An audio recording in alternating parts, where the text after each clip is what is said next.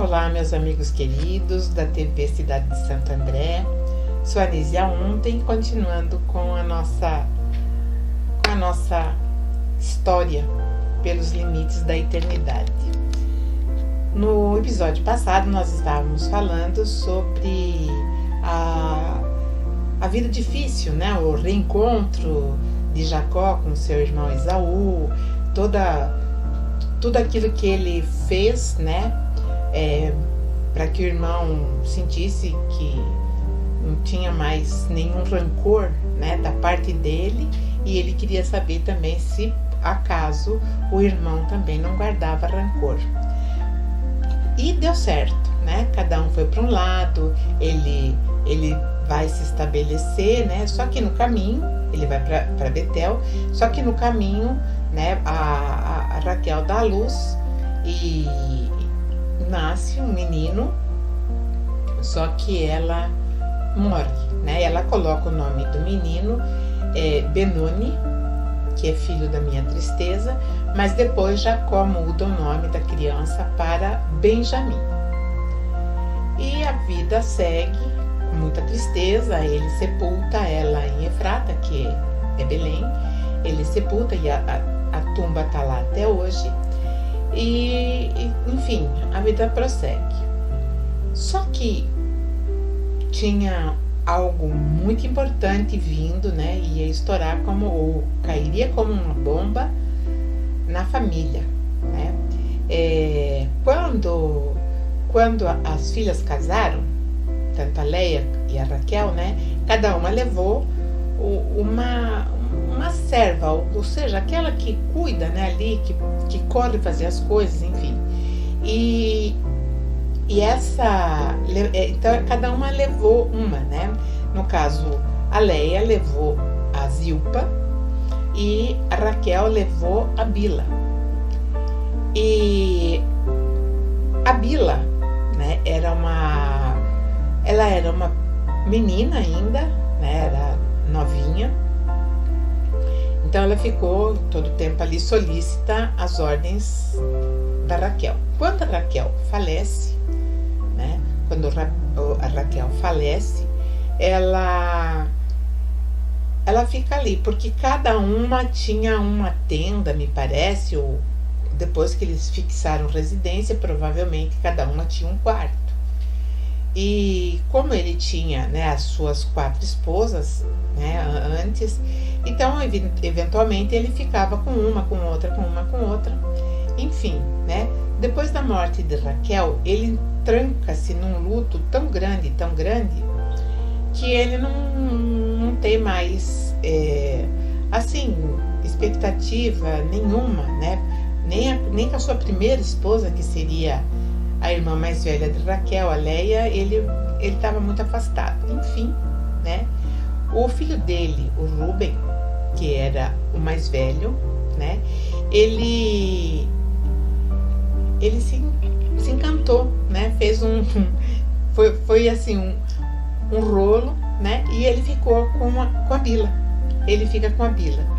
E inclusive a Bila, né? Ela é importante, né? Na história judaica, ela é importante.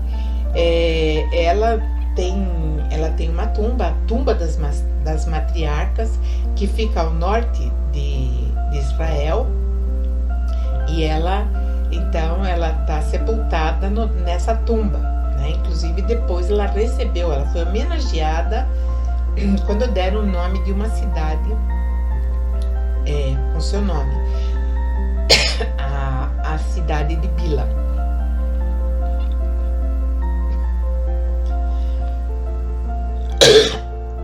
O ar seco provoca tosse. Bom, voltando aqui, né? Então, quando o Rúben ele se toma para si, né, a Bila, Jacó ficou extremamente enfurecido. Por quê? Mesmo que ele não quisesse mais se relacionar com ninguém pelo luto e pela dor, elas eram propriedade ou mulheres dele, né? Tanto ela como a Zilpa. E Bila, na verdade, verdade, ela teve 2 filhos com Jacó. Um se chamava Dan e o outro Naftali. Então, na verdade, a Bila era mãe de 2 irmãos de Rúben. Então, eles faziam uma bagunça muito grande, né? Então, isso também está registrado no Gênesis, no capítulo 30, né? Onde relata toda a história, assim como em 1 Crônicas também, no capítulo 7. E aí, então, o que aconteceu com esse pai e filho, né? O mais velho, o primogênito, seria Rúben. Mas Rúben, ele fazendo isso, ele foi punido perdendo a primogenitura e o direito de herança duplicada. Então ele ficou com os presentinhos só, né? E existe também dentro da visão rabínica que, na verdade, tanto Zilpa quanto Bila eram irmãs caçulas da Leia e da Raquel, ou seja, eram filhas de Labão. Então, se nós fizermos uma análise muito rápida, ele se casou com 4 irmãs, né? E então o relacionamento entre Labão, entre Jacó e o seu filho, ficou muito prejudicado, né? E ele perde então o direito da primogenitura. A partir daquele momento, Jacó realmente não sabia quem seria aquele que receberia a primogenitura. Lembrando que lá no caso, quando eles fizeram a circuncisão daqueles homens, também estavam envolvidos, né, o Simão, o Levi, ou seja, provavelmente também ele não teria confiança nesses 2. Estava uma situação muito difícil para esse homem que, né, passou por vários momentos difíceis, e isso era apenas o começo. Bom, mas tudo bem. A vida continuou, cada um foi cuidar da sua vida, porque os filhos de Jacó, eles já eram homens, tinham família e tudo mais, e cada um foi cuidar da sua vida. Quando José, desde tenra idade, José se mostrou, ou Jacó, né, fazia dele o filho predileto. Era o filho biológico, o primogênito da sua amada Raquel. Então ele tinha uma preferência muito grande, ele confeccionava túnicas coloridas para esse filho. Os outros não, nem o caçula, mas esse tinha as túnicas coloridas que o pai fazia, e ele tinha uma missão: observar os outros irmãos, provavelmente já com o intuito de ver a respeito da primogenitura quem poderia ser. Então tudo o que os outros faziam, José reportava ao pai. Isso também, né, despertou um ciúme nos demais irmãos, que passaram a ter um relacionamento muito tóxico com aquele irmão, né? E ele também logo cedo tinha, né, apresentou uma característica que iria aumentar ainda essa animosidade entre a família, né, entre os irmãos. Ele sonhava e ele mesmo decifrava os sonhos. E os sonhos dele eram muito interessantes. Uma vez ele chegou para os irmãos e falou: veja, eu vou contar para vocês um sonho que eu tive. Sonhei que estávamos no campo e nós estávamos amarrando feixes de trigo. De repente, o meu feixe ficou em pé e os feixes de vocês se colocaram em volta do meu e se curvaram diante do meu feixe. Os irmãos se irritaram profundamente e perguntaram: quer dizer que você será o nosso rei? Bom, os irmãos ficaram extremamente irritados, provavelmente deve ter reclamado para o pai, né? O José tem sonhos e nesses sonhos dá a entender que nós seremos seus subordinados. Passou algum tempo, ele sonhou novamente e contou novamente para os irmãos o sonho dele, né? Só que dessa vez não era trigo. Ele conta: o sol, a lua e 11 estrelas se curvaram diante de mim. Aí, né, a intolerância com aquele irmão sonhador chegou no seu ápice. Eles ficaram extremamente odiando o irmão. Eles falaram, aquele moço, né, José, aquele irmão que era um adolescente, ele era pedante, ele achava que ele era o superior a todos eles. E Jacó, quando percebeu isso, Jacó parece que já teve uma orientação de quem seria o sucessor ou da primogenitura, né? E Jacó, então, percebendo que corria risco, né, nas mãos dos irmãos, então ele chama José e fala para ele: não conte mais seus sonhos para os seus irmãos, porque ele sabia que mais cedo ou mais tarde uma bomba explodiria em sua mão, né? Aí a vida continuou, a vida que segue. Os irmãos cuidando dos rebanhos, eles ficaram cuidando longe, né?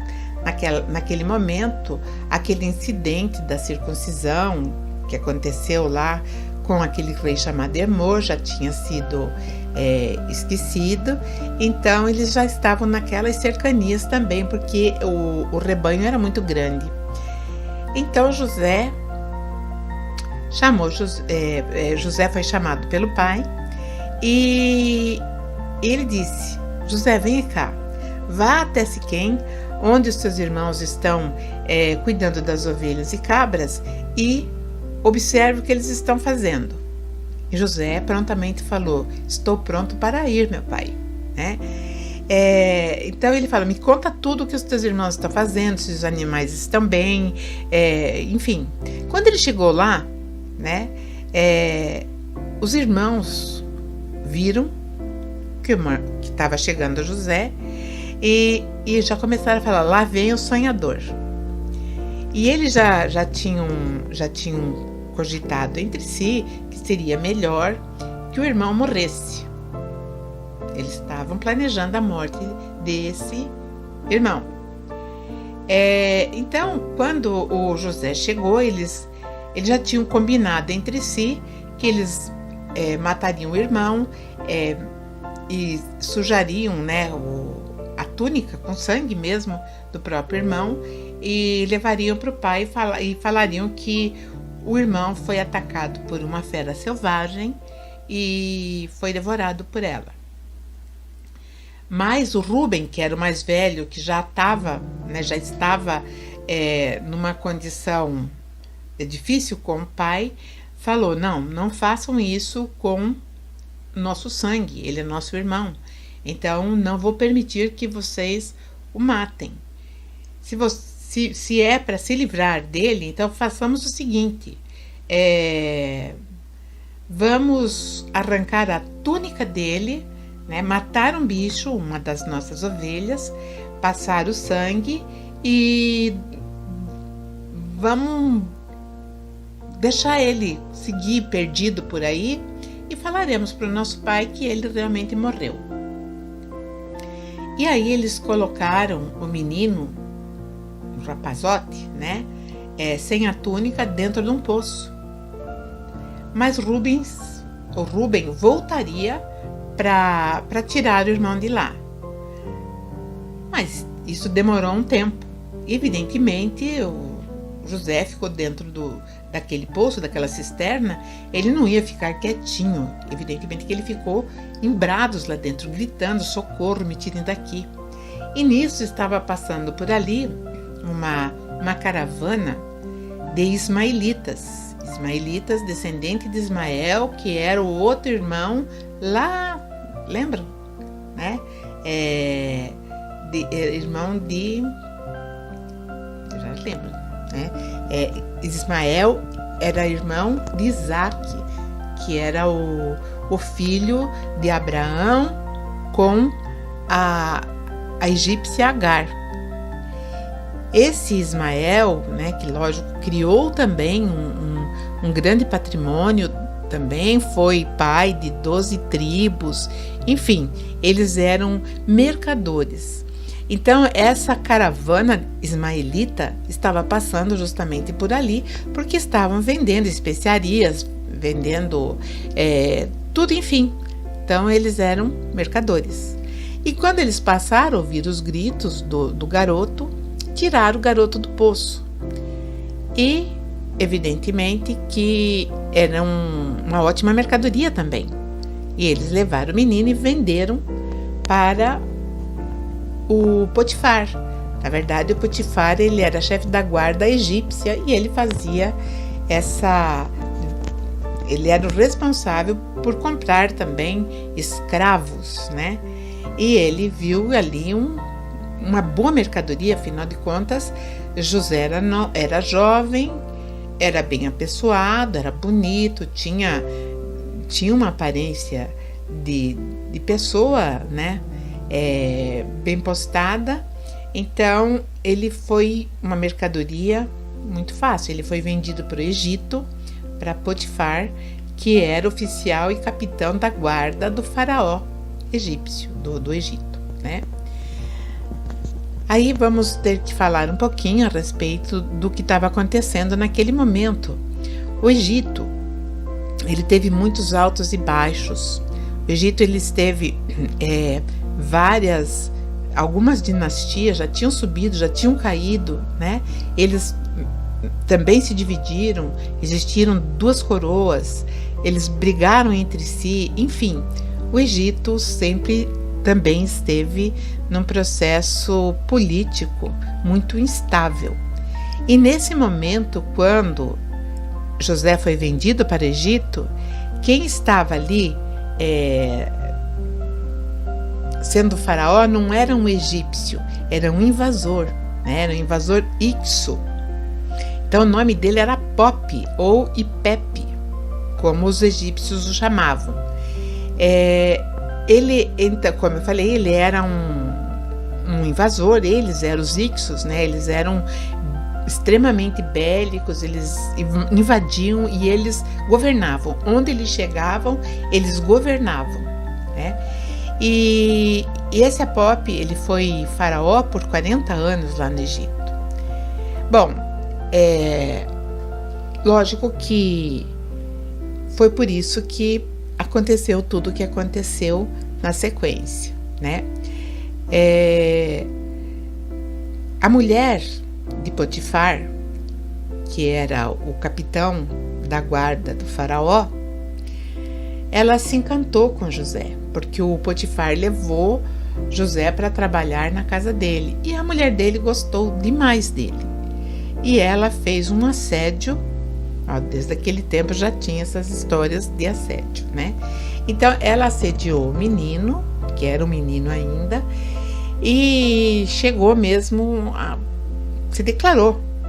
E José falou: que isso, né? Eu trabalho aqui, eu jamais faria isso, e provavelmente também, né? Ele não sentiu nenhuma atração por aquela mulher. E ela, se sentindo preterida, ela ficou com muita raiva. Então o que ela fez? Ela simulou, né? Ela agarrou José, e José tentou, né, de todas as formas, se libertar da mulher.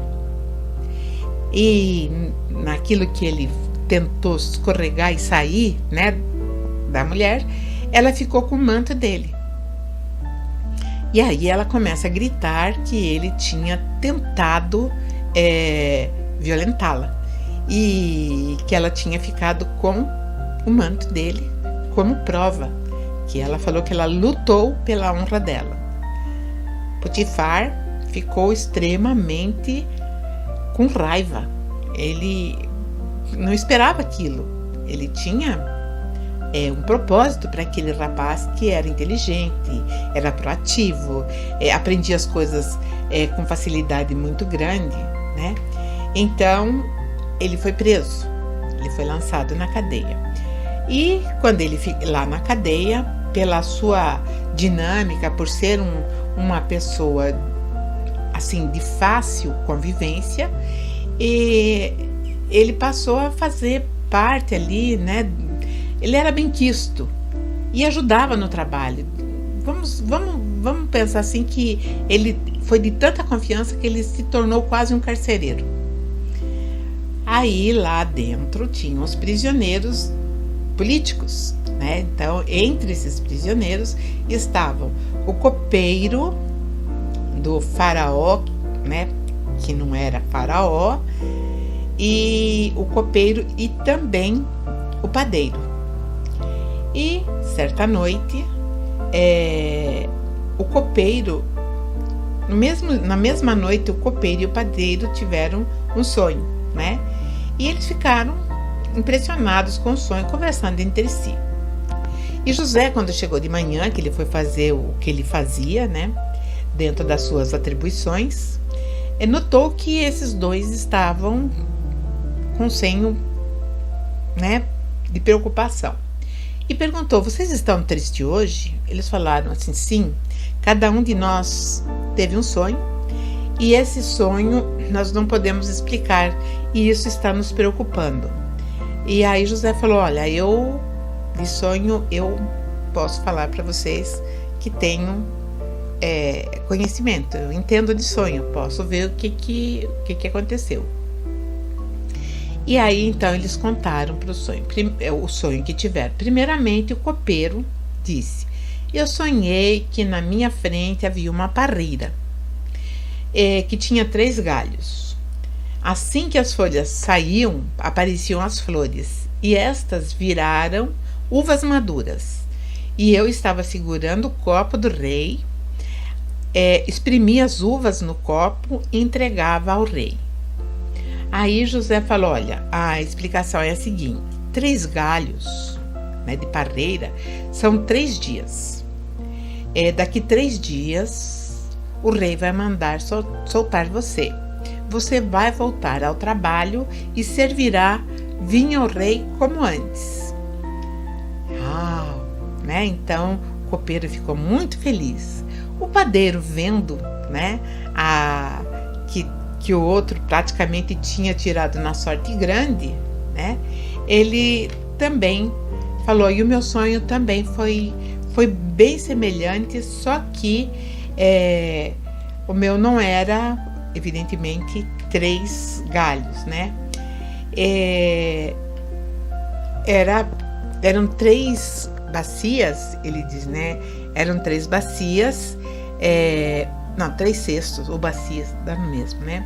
Então eram 3 cestos, né? Que tinha todo tipo de comida assadas, que o padeiro faz, e que ele fazia para o rei. E as aves vinham e comiam desses cestos, e eu também não sei qual é a explicação. Lógico que ele estava achando que seria a mesma do copeiro. Então José falou assim: olha, o sonho quer dizer isso. 3 cestos são 3 dias. E daqui 3 dias o rei vai soltá-lo. Mas vai mandar cortar a tua cabeça. Depois o seu corpo será pendurado num poste de madeira e as aves comerão suas carnes. E dito e feito, né? O padeiro foi solto. 3 dias depois tinha acontecido exatamente isso.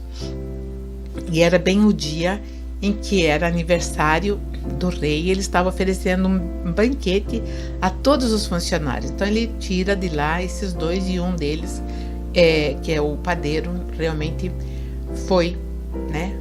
Foi morto, foi assassinado. Bom, então José, né? Ele começa a ter uma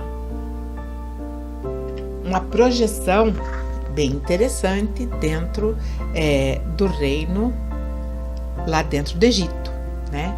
E 2 anos se passaram, mas o José, tanto ele falou pro para o copeiro. Ele falou: olha, quando você sair daqui, lembre-se de mim, lembre-se de me tirar daqui, porque eu sou inocente e tal. Mas o copeiro, numa outra vida completamente oposta àquela que ele levava ali na cadeia, esqueceu, né? E passaram-se 2 anos desde que o copeiro havia sido restituído ao quadro de funcionários do rei, né? E um dia esse rei sonhou, e tinha um sonho que deixou ele completamente angustiado, né? Então ele conta o sonho, que saíram do rio, do Nilo, né, 7 vacas bonitas e gordas, que começaram a comer capim na beira do rio. Logo em seguida, saíram outras 7 vacas, feias e magras, que foram ficar perto das primeiras vacas saudáveis, viçosas, né? E essas vacas feias engoliram as vacas fortes, né? E isso deixou o rei muito pensando, né?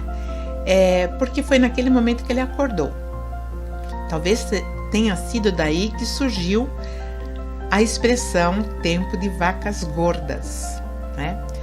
Aí ele voltou a dormir, depois que ele ficou meio, né, baqueado pelo sonho, ele voltou a dormir. E teve uma sequência do sonho, só que agora, dessa vez, não com as vacas, né?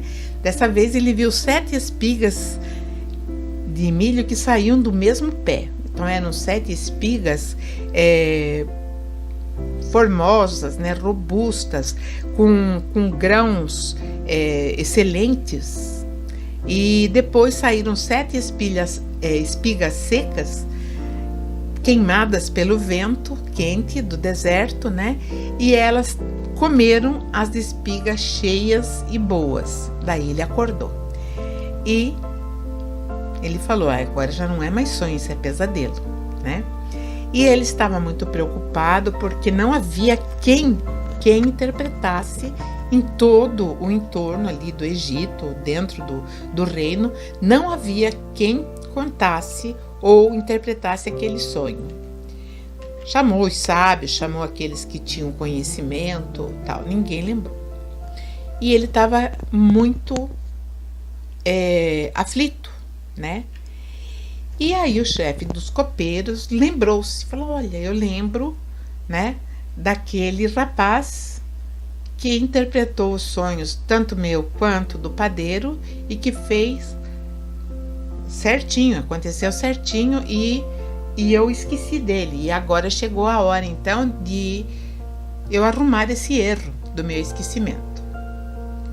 E aí ele conta, então, pro faraó, né, pro pseudo faraó, ele conta tudo o que tinha acontecido. Então o faraó fala: tira ele imediatamente de lá e mande que ele venha até mim para ele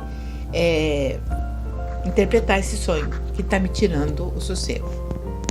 E aí conta o sonho e ele diz: ninguém conseguiu explicar, né?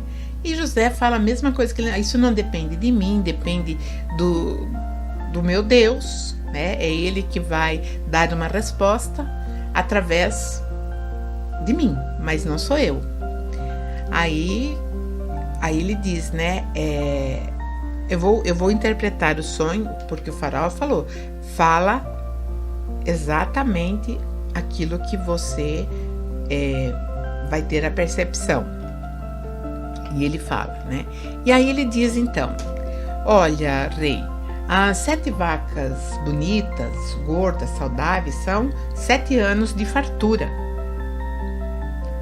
Depois virão 7 anos de fome, assim como as 7 espigas saudáveis que foram também devoradas pelas 7 espigas secas, também denotam a mesma coisa: vai faltar comida. Depois de 7 anos de fartura, 7 anos de muita penúria. E foi isso que o meu Deus me mostrou. E eu não sei o que o senhor vai fazer. E aí ele talvez, né, por um ato de esperteza, ou então já tivesse aquilo latente nele. Então ele fala assim, olha, o rei pergunta, né, então o que nós vamos fazer, né? Então Jacó fala, olha, virá uma fome tão terrível que ninguém lembrará do tempo em que houve muito alimento aqui no Egito. E, portanto, será bom o Senhor escolher um homem, ó rei, né, inteligente e sábio, e ponha para dirigir os negócios do país. E o rei, né, ficou pensando quem seria esse homem que teria essa capacidade de fazer esse gerenciamento de momentos tão difíceis que estavam a caminho, né? E ele falou, e aí esse homem, ele percorreria todo o país e recolheria a quinta parte de todas as colheitas, né, durante os 7 anos de fartura. Durante os anos bons, né, tudo seria juntado em grandes celeiros. Então ele pede também para o rei fabricar enormes celeiros, né? E tudo será controlado pelo Senhor. O rei estava extremamente interessado no plano do jovem, né? E ficou agradado da proposta, do plano, do planejamento. E aí o rei pensou, né? Nós não temos outra pessoa que possa fazer tudo isso que não seja você, né? O pai da ideia, o pai do plano, o pai do projeto. Lembrando que também você tem, segundo a Bíblia, né, nesse trecho, o Espírito do Deus de Israel está em você, está com você. Os íxos, eles não tinham uma religiosidade, eles não tinham compromisso, né? Eles não adoravam Marduk, não adoravam nenhum deus egípcio, né? E não adoravam ninguém. Tinham lá uma crença aqui e acolá, mas eles não tinham a religiosidade tanto quanto os egípcios, tanto quanto o povo de Israel. Então ele fala para José que José será aquele que estará, né, governando o Egito. Ou seja, você vai fazer tudo isso em meu nome. Então ele tira o anel do dedo, né, um anel real, ele tira o anel do dedo, que era o sinete, que era o selo,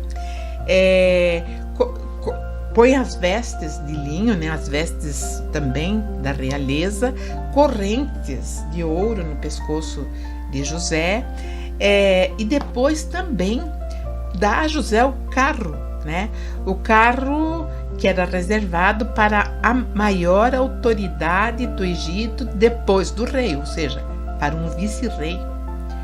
E coloca também os homens todos à disposição de José, né? E assim José chega num posto mais elevado do Egito, porque, na verdade, ele estava acima do próprio faraó, porque era ele que controlava toda a economia do Egito, né? Ele casou-se com a filha de um sacerdote do Egito, né? Esse sacerdote, ele era egípcio. O nome da mulher era Zefenate, né? Zefenate Paneia era o nome do sacerdote com quem, né, que deu ou foi forçado a dar a sua filha, né, a Asenate, como esposa de José, né? Então, desculpe, gente, eu fiz um embrulho aqui. Na verdade, o nome de José foi mudado, não era mais José. Ele que se chamava Zafenate Paneia, casado com Asenate, que era filha de Potífera, um sacerdote do Egito. E aí, então, né, provavelmente ela não nutria por ele amores, porque os egípcios detestavam os invasores, eles odiavam, né? E durante 7 anos, então, houve toda a fartura e muito alimento foi acumulado no Egito. Voltaremos no próximo episódio contando a sequência dessa história. Obrigada a todos. Até mais.